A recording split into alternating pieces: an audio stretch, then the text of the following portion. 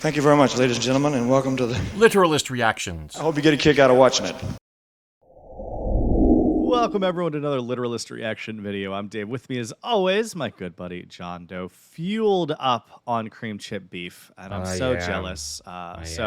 So I'm glad you have this fuel in you now, because you have presented me with what you've said is an odd genre of song. It comes under the novelty heading, Dave. I'm a big fan of novelty songs ever since a kid. My family used to sit around the radio like the old-time radio days on Sunday nights at, I'm thinking 8 o'clock or 9 o'clock, maybe even later. The local rock station played the Dr. Demento show. I've actually heard of that. Yeah. And I heard a lot of these old novelty songs as well as new novelty songs in the late 70s. And so it kind of helped grow my love of novelty records. And this is an early one. This came out in 1957.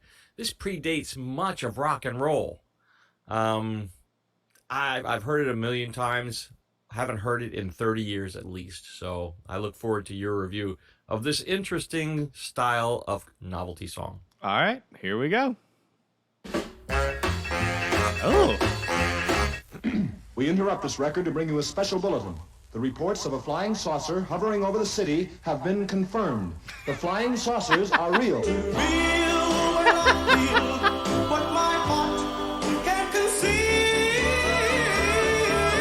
That was the Clatters recording. Too real. We switch you now to our on-the-spot reporter downtown. Come on, baby, let's go downtown. Take it away, John Cameron. This is John Cameron downtown. Pardon me, madam. Would you tell our audience what would you do if the saucer were to land? Duck back in the alley. Thank you. And now the thin gentleman there. What I'm gonna do is hard to tell. The gentleman with the guitar. What would you do, sir? We'll just take a walk down the street. Thank you. Return you now. This is Brad, your outer space disc jockey, with a request for Earth. Earth angel, Earth angel. That was the Pelicans' outer space recording Earth. I've just been handed a bulletin. The flying saucer has just landed. We switch you again downtown. Here we are again. We have with us Professor Sir Cedric Fentingmold of the British Institute. The professor is approaching the saucer to see if there's possibly any sign of life aboard. Well, I'm sure something. Are you there? I hear you knocking, but you can't come in. That was Laughing Lewis's record. Knocking. This is John Cameron on the spot. And now I believe we're about to hear the words of the first spaceman ever to land on Earth. And now, here are the bowl scores. 4-3, 6-2, and 8-1. The impact of seeing the first spaceman has this reporter reeling. Here I go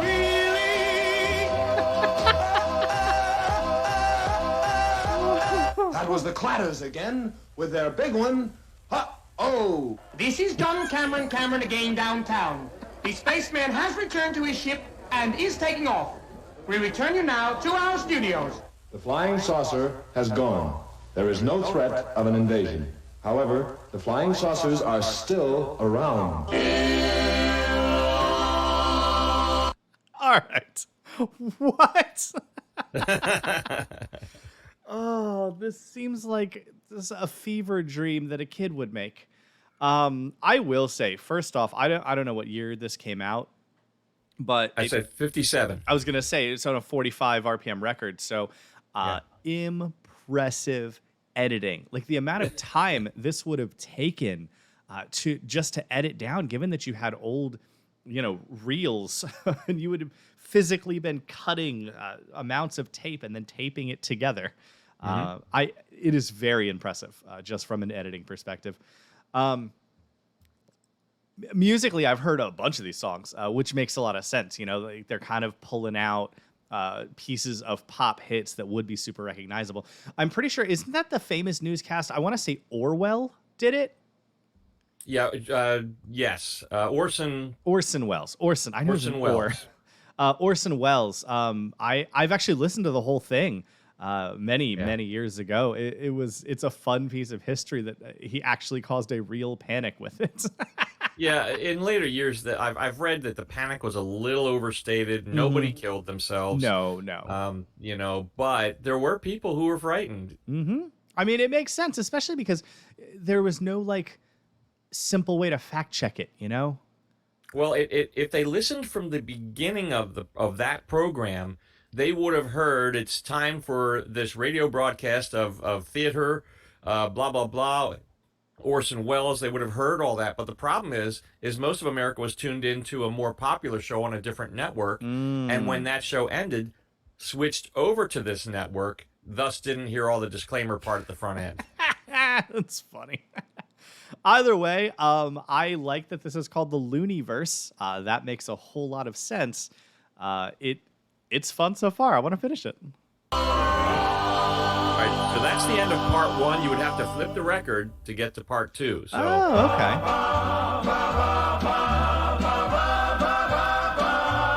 We are not going to interrupt this record. Yes, we are. They are. The flying saucer has landed again. Washington. The Secretary of Defense has just said... Ain't that a shame? That was Skinny Dynamo's record. That's a shame. This is John Cameron Part 2. Gathered around me are several of the spacemen. Tell us, have you come to conquer the world? And now would you repeat that in English? Don't want the world to have and hold. Hey, why don't you go back where you came from? Don't be angry and drive me away. We return you now to our studios. Here is a news item from Washington. The president has just issued a statement to the spacemen, and we quote... You can do anything but lay off of my blue suede shoes. That was Pa Gherkin's record, Shoes. We switch you again downtown. This is John Cameron downtown. Professor Cedric of the British Institute, tell us, how were the saucers able to land? Where do you see... Motor cooled down, the heat went down. That was Huckleberry's recording, The Motor Cooled Down. This is John Cameron again. I believe the spaceman has a final parting word. See you later, alligator. We return you now to our studios. The spacemen have gone again, but look to the skies. The saucers will always be there. Always be there. Goodbye, Earth people. Whew. That's a ride, isn't it? That was a journey. That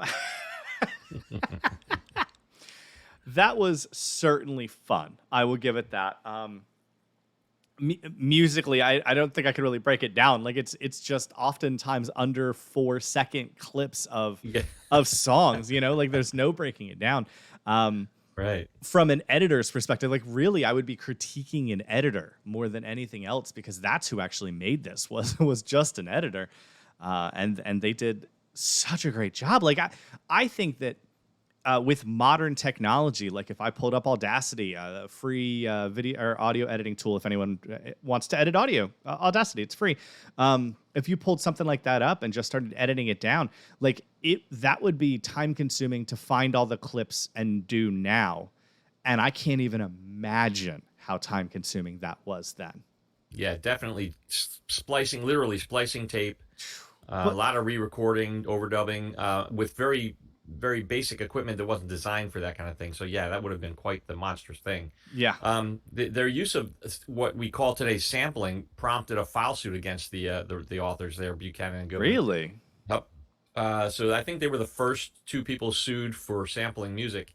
They were verbally attacked by record companies.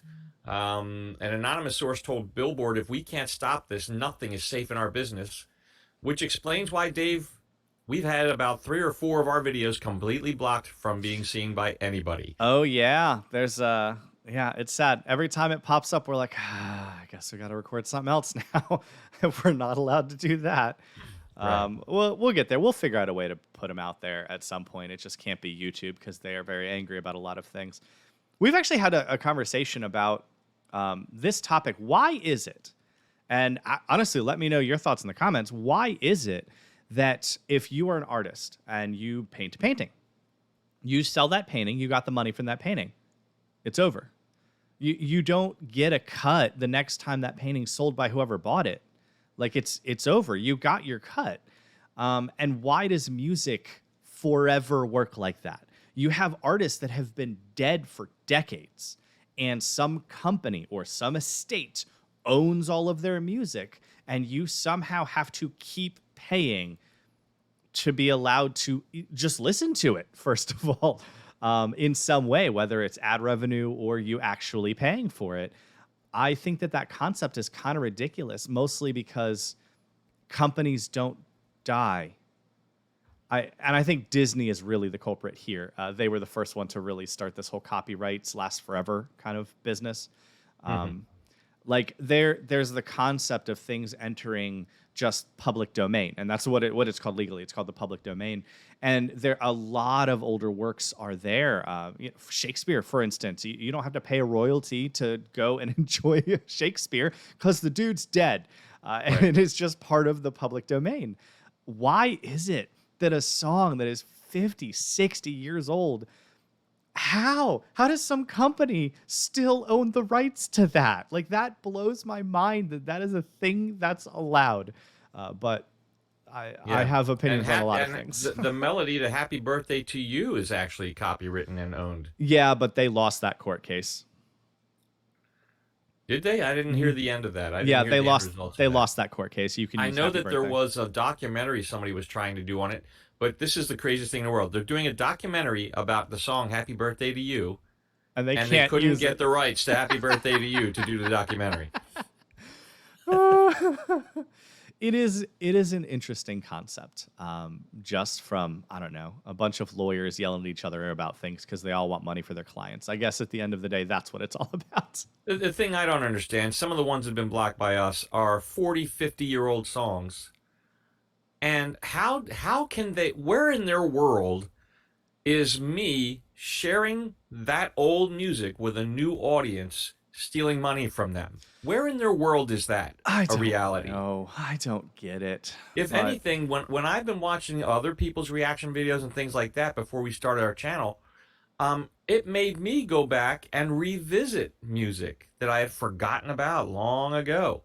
It caused income to those people because I went and either when you use it on Spotify, it increases, the royalties they get off of Spotify. If I bought a DVD or a CD, that's money in their pocket, I like that you're old enough you still buy CDs and DVDs. I do still buy music. I still like to have hard copies and have things to read and stuff like that. So I don't see the loss for them, even if it's just the streaming revenue.